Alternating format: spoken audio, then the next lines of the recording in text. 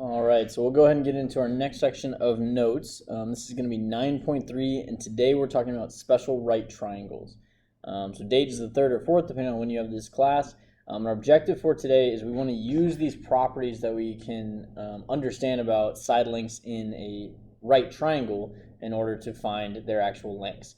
So this is kind of a shortcut or a way that we can essentially get by without using the Pythagorean theorem, or do the Pythagorean theorem a little bit faster, but it only works in special cases. So we'll talk about when those are. Okay, so first off here, a little review.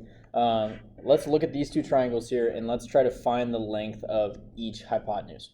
Okay, so first off, if I'm looking at the first triangle on the left here, I see I have legs of 5 and 5. If I need to, I can go ahead and label them as well. That's going to be A and B. And remember, it doesn't really matter which one is A and which one is B. It only matters that I have the hypotenuse correct, which in this case would be x. So to find x, I would just plug these into the Pythagorean theorem. So as a reminder, that's a squared plus b squared equals c squared. So in this case, 5 squared plus 5 squared. 5 squared is 25, so I'll just write that down twice. 25 plus 25 equals x squared. Continue to simplify. 25 plus 25 is 50.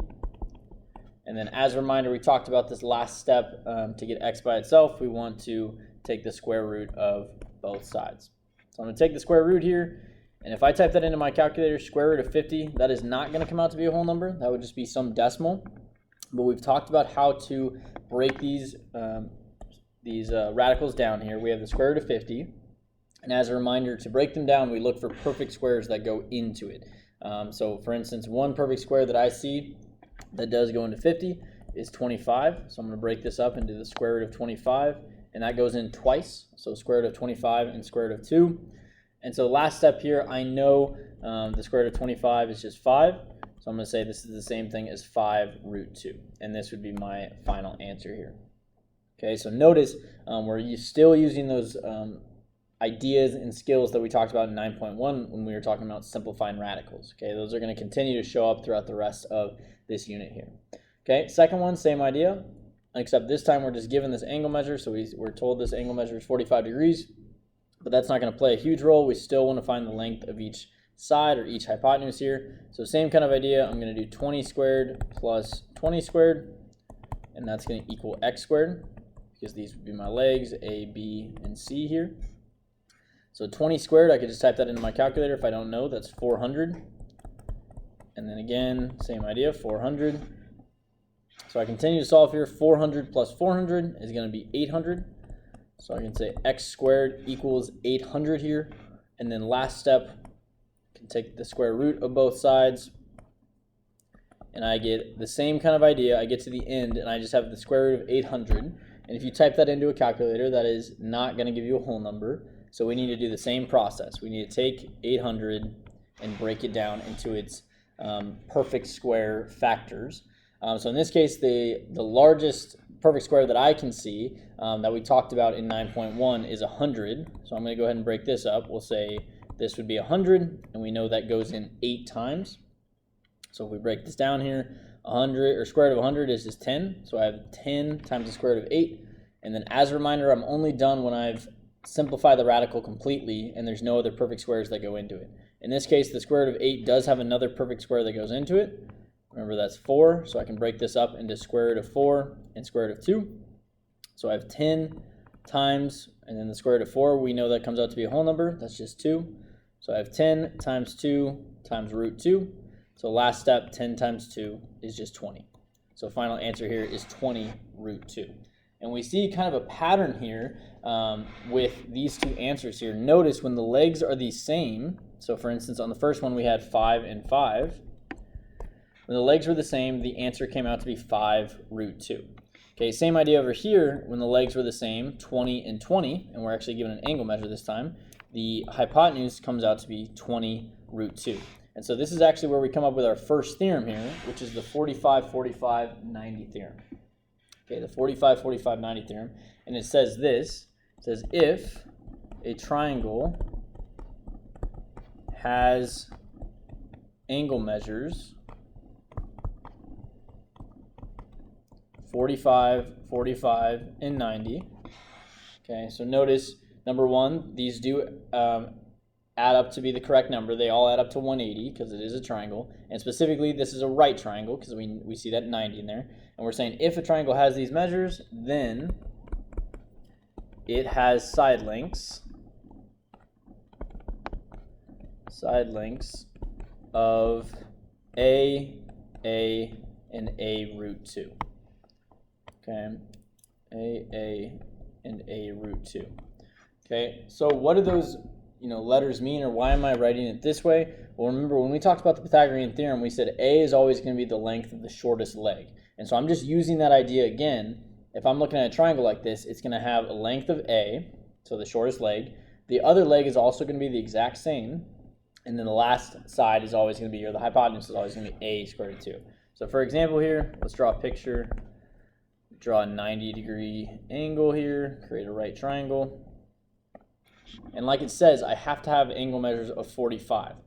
So the good news is really you only need to be given one of them, because if I'm given this is 45 degrees, for example, I know I could use what we've talked about with angle measures in a triangle to find the other one, and I'll tell you the other angle in this triangle is always going to be 45 as well. So really all you need is one of them. If it helps to label the other as well, that's fine. Okay, but I'll go ahead and just label that 45 and 45. Okay, and remember, this goes back to one of the ideas we talked about way back when we were talking about triangles. We said if two sides are across from the same angle, then they're going to be the same length. So for instance, this one would be A, because that's just one of the legs. So it could be any number, could be 10, could be 1,000, could be 3, whatever. Okay, that means the other leg is always going to be the same thing, because it's also across from a 45-degree angle. So these two both have to be the same number, whatever they are. And then like we just saw from that pattern there, it means the hypotenuse is always just going to be a square root of 2. Okay, that is always the pattern that we see with 45, 45, 90 triangles. So now this is a way that we can use this as a shortcut as opposed to having to set up the Pythagorean theorem and then simplify radicals like we did each time. Okay, so let's practice this and see how this can be helpful here. So again, we see two triangles here. We're trying to use this idea with 45, 45, 90 to find x. And just like before, if it helps, I would recommend labeling your side lengths. So for instance, we know A is still always going to be the shortest leg. Okay, I'll go ahead and write that down. Just like we did with the Pythagorean theorem, A is always still going to be the shortest leg here.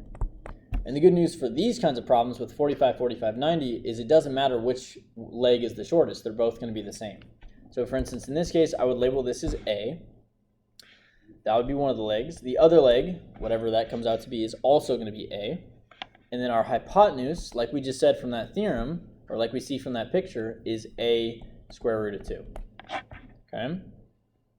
So now I have these labeled here, and I'm trying to solve for x, and I just labeled this right here. I know x is supposed to be a square root of 2. So I'm going to say x equals a root 2. And then now we can actually plug in a because we labeled that as well. I know a is just 6. So let's just take this and plug it in here. Plug it in for a. So I know x just equals 6 square root of 2. Okay, and I'm done. That's it. That's my final answer here. Okay, so notice how much quicker this one is right here, finding this answer is, as opposed to what we just did with the review problems here. Okay, it goes by so much faster when we understand what this theorem is. Okay, same idea over here. Looking at the second triangle, I see I have some side lengths here.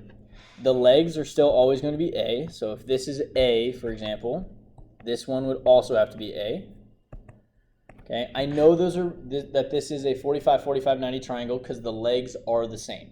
Okay, so if the legs are ever the same, then it has to be a 45, 45, 90 triangle. And then that means this last hypotenuse here, we've talked about this, we just said, that's going to be a square root of 2. So let's do the same kind of idea. I know x equals a square root of 2. So x equals a root 2. And then let's plug in a here. And remember, I want to plug in the entire value of a. So not just 9, but I want to plug in this whole thing here, 9 root 2, in for a. So I'm going to say x equals, I'm going to put this one in parentheses so it's a little bit easier to see which one is being plugged in here. So I'm going to write the whole expression, 9 root 2. That's what we plugged in for a. And then notice we still have this extra root 2 on the end here. So I need 2 of them total, 9 root 2 times root 2. Okay, and then this just comes back to some things that we've talked about with radicals. I know how to multiply radicals together here. So the number can just stay the same because it's just the only number there. And then when I have this here, root 2 times root 2, we talked about this shortcut. Any radical times itself is just going to spit out whatever number is there. So root 2 times root 2 is just 2. So in this case, we get x equals 9 times 2. The radicals go away. And 9 times 2 is just 18. And so this would be my final answer here. Okay, so notice sometimes they're going to try to trip you up here. If you're originally looking at this problem, you might have thought the answer was 9. But notice we just need to plug that in and then do the math to see that this is going to be 18. Okay? All right, let's get a little bit more practice with this. Let's say we're not given one of the legs to start. Okay, because that, if we were given one of the legs, it's a little bit easier. Let's do a different example. Let's say we're looking at this triangle and we're not given the leg. In this case, we're given a 45, 45, 90, and we're given the hypotenuse here. Okay, if this is the case, I still want to go about my same process here. I would still label this. Okay, that's the shortest leg. That's going to be A. Okay, if I wanted to, I could label this other one here. This is also going to be A. And then last one here is always going to be A root 2. Okay, well now I get an equation where if I'm trying to set this up here, I still want to find x, so I would say x equals A, because I just labeled that. But the problem is we don't have anything to plug in for A this time, because we don't know what that is. So this is where we're going to use the other piece here that we're given. We're told 18 equals A squared root of 2. So let's set those two equal to each other. 18 equals A squared root of 2. And now let's solve for A. Because if we can solve for A, I know that's just the same thing as x. So if I gave you this equation here, 18 equals A squared root of 2, and I was trying to solve it for A, to get it by itself, I still want to use my algebra skills that we've been using throughout the entire year. So right now, this is A times the square root of 2. So to get rid of that, I want to do the opposite, which means I'm going to divide by the square root of 2 on both sides. Okay, so I like this because on the right side, these cancel, and A is by itself, which is what I was trying to do. And on the other side here, I just have this fraction 18 over square root of 2. Okay, I can't change it right now because one's a number and one's a radical. And this would be an acceptable answer. This would be fine, but remember we talked about the problem with fractions like this. We can never have a radical in the bottom of a fraction. So now we're going to use that trick that we talked about with radicals in order to get rid of that. So I'm going to say A equals, okay, let's say we have 18 over root 2, so I'm just moving that over to the other side so we can watch this.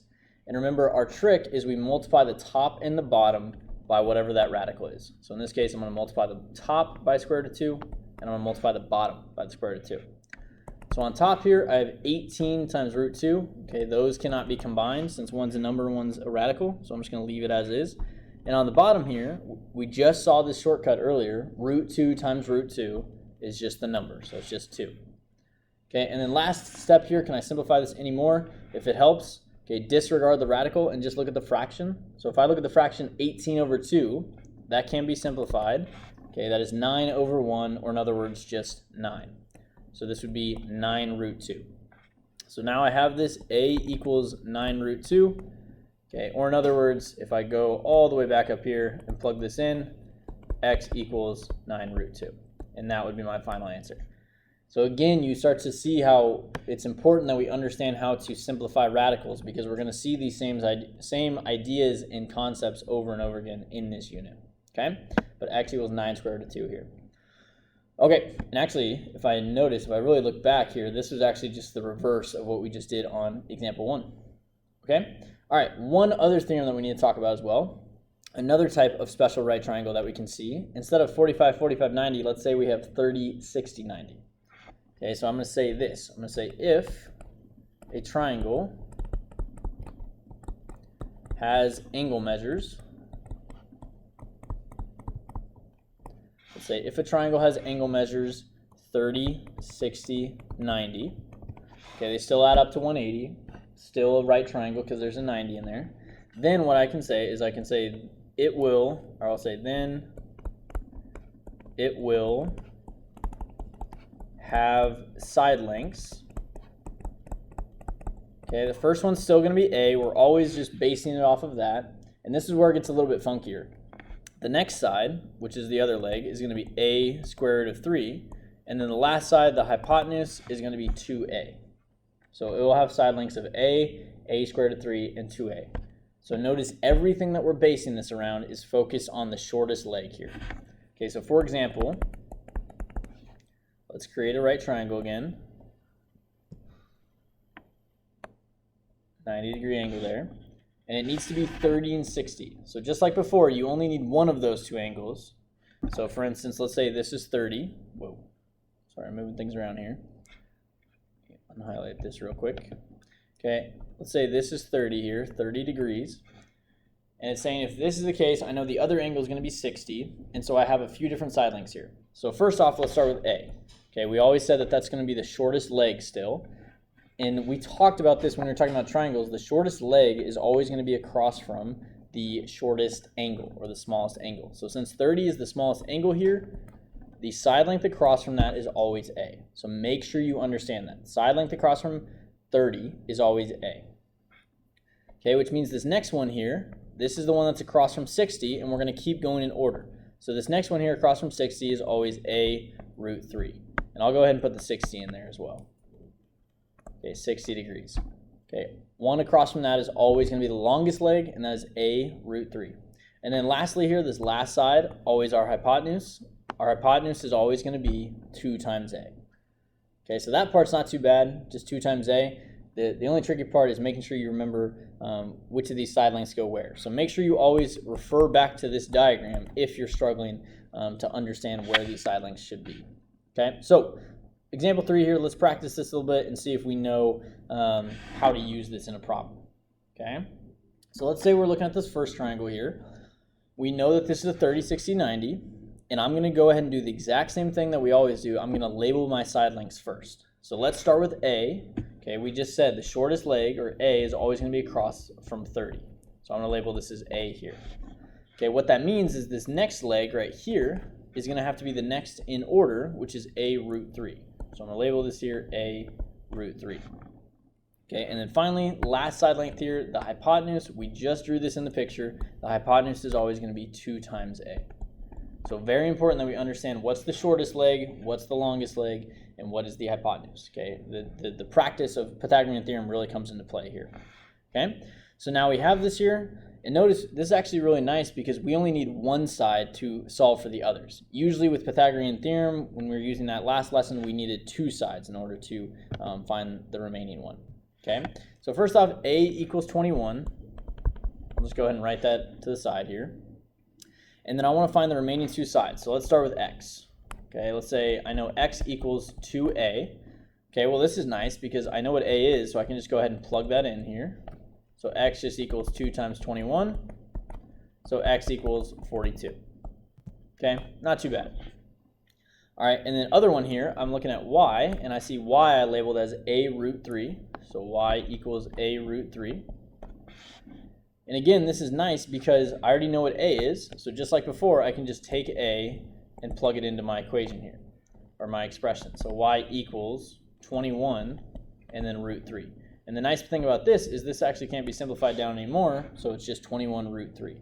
Okay, so notice how fast these problems can go when I have A. Okay, when I have the length of the shortest leg, everything just kind of falls into place really easily. Okay, one of them I multiply by 2, one of them I multiply by root 3, and we call it a day.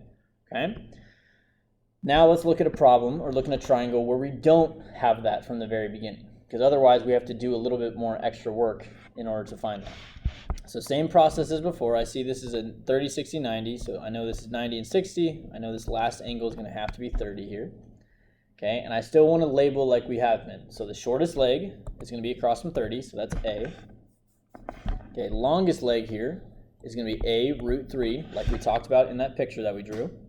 And then the hypotenuse is always going to be 2 times A. So like I said, always use that picture to refer and make sure you understand where these side lengths are supposed to be labeled. Okay, so if I'm looking at this here, I'm not given A from the very start. So this one's going to be a little bit tougher because I can't just take whatever this number is and plug it into everything else. Okay, unfortunately I don't have that yet. So that's where I would always start, is I would try to find A. And the way that you can do that is you can use the side length that you're given. So in this case we're given 15, and I know that's A root 3. So I'm going to set up this equation. 15 equals A root 3, and I'm going to try to solve for A. Okay, well, how do I do this? How do I get A by itself? We just saw the same kind of idea in example 2. I want to divide both sides by root 3 in this case. Divide both sides by root 3. Okay, and I'm actually going to switch these around here. So I'll say a over here, and then 15 over root 3. And I'm going to swap this equation around or flip it around so it's a little bit easier to see here. Let's say a equals 15 over root 3. Okay, so like we've said before, this would be a fine answer. This would work, but unfortunately, we have a radical in the denominator. So we're going to use that trick that we've talked about. We're going to multiply the top and the bottom by whatever the radical is. So in this case, I multiply top and bottom by root 3. Okay, on the top, we have a number and a radical. I can't combine those, so I'll just write 15 root 3. And on the bottom, we've seen this shortcut already. Root 3 times root 3 is just going to spit out the number, so that is just 3. So now I have this expression. The radical is out of the bottom, which is nice. And the only thing I have left to do is I need to see if I can simplify this fraction at all. So I have 15 over 3. That can be simplified down. That's the same thing as 5 over 1, or in other words, just 5. So a equals 5 root 3 here. So a equals 5 root 3. And now I have a. Now I can just start to plug that into everything. So I know x equals a here. X equals a. So I can just plug that in. Okay, or in other words, x is just the same thing. So x equals 5 root 3. Okay, and that's one answer. Done. All right, and then the last piece here, I know y is 2 times a. So I just need to say, I'll write this over here. Y equals 2a. Again, plug this into the equation. So y equals 2 times 5 root 3. And we saw these kinds of ideas before as well when we were talking about radicals. If I have a situation like this, I can just multiply the numbers together. So 2 times 5 is just 10. So I'd have 10, and then root 3 is just going to stay the same. And this would be my final answer here. Okay, so notice it takes a little bit more work, but always focus on trying to find the length of the shortest leg first, because from there you can just plug that into everything. Okay? All right, so homework for this is 9.3, and that should be posted on the class website. I know this is a little bit trickier, but the good news with this is it's going to save us some time and gives us a few shortcuts to not have to use the Pythagorean theorem in some cases. All right, so as always, if you guys have any questions, feel free to let me know. All right, thanks, guys.